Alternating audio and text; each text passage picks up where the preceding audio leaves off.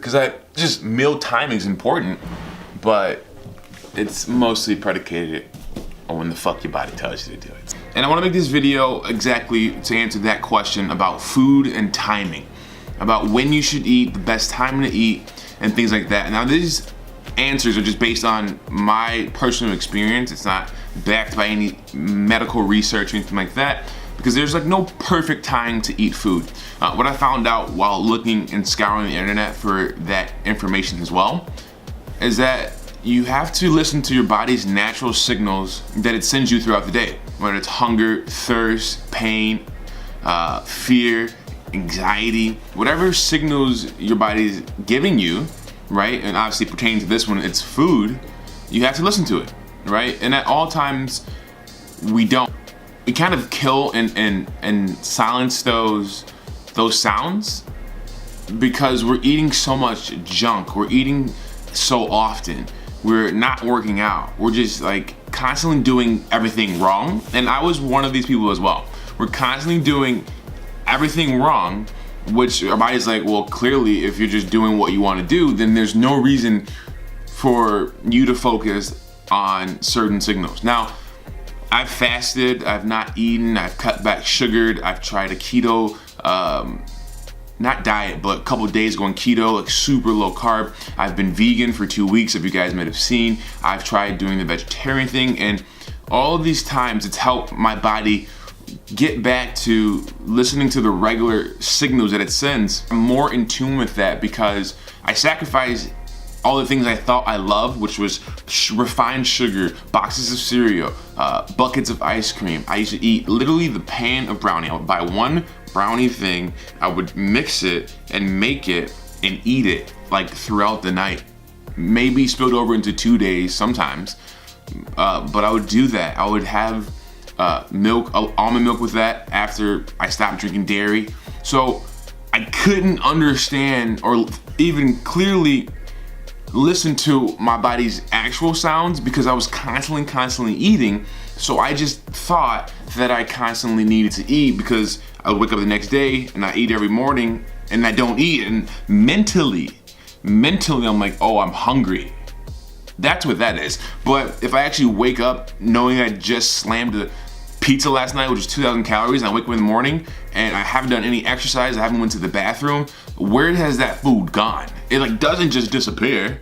So it's still in your body. So there's no way you could be hungry, like actual hungry. You're just used to eating at a certain time, like I was too. So I was like, all right, I'll wake up and not eat. And yeah, there's some stomach rumbling and some noises because it's used to being fed at a certain time. But you drink some water and you stay busy throughout the day and you realize, wow, it's been all day and I haven't eaten any food. So the answer to the question of when is the best time to eat food is when your body tells you to. Now there's a couple steps, right? Because you obviously think that's all the time, but it's really your brain. So how do you distinguish between the two? You cut back on certain things, right? So maybe you're having pop every single day, right? Maybe you're having 4 pops a day, right? For breakfast, lunch, snack, and dinner. So cut back on your pop, cut back on your refined sugar, cut back on the amount of processed carbohydrates that you eat so that you can take back what's been hijacked from you by those things, right? So that's the very first step I'd recommend anyone, and then drink more water, right? Probably flip those two, but either way, reduce the carb intake, the processed carb, right? Not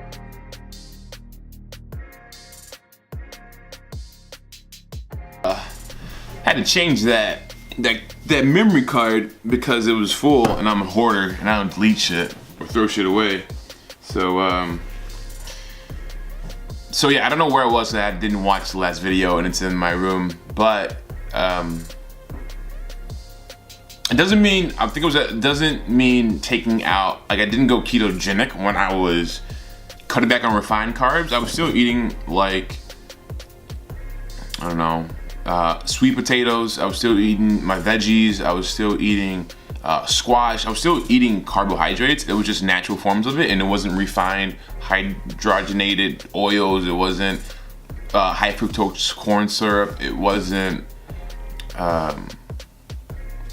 just like table sugar or anything like that. It was naturally filled things that had sugar, like fruits, vegetables, and that's a whole nother topic about like how much of that to have. That's my next video because I've learned new things about that. But unhijacking your natural senses of satiety, your natural senses of hunger is very important. And one major way to do that is to cut back on the refined foods, refined sugars, refined meats, and to add water into your diet.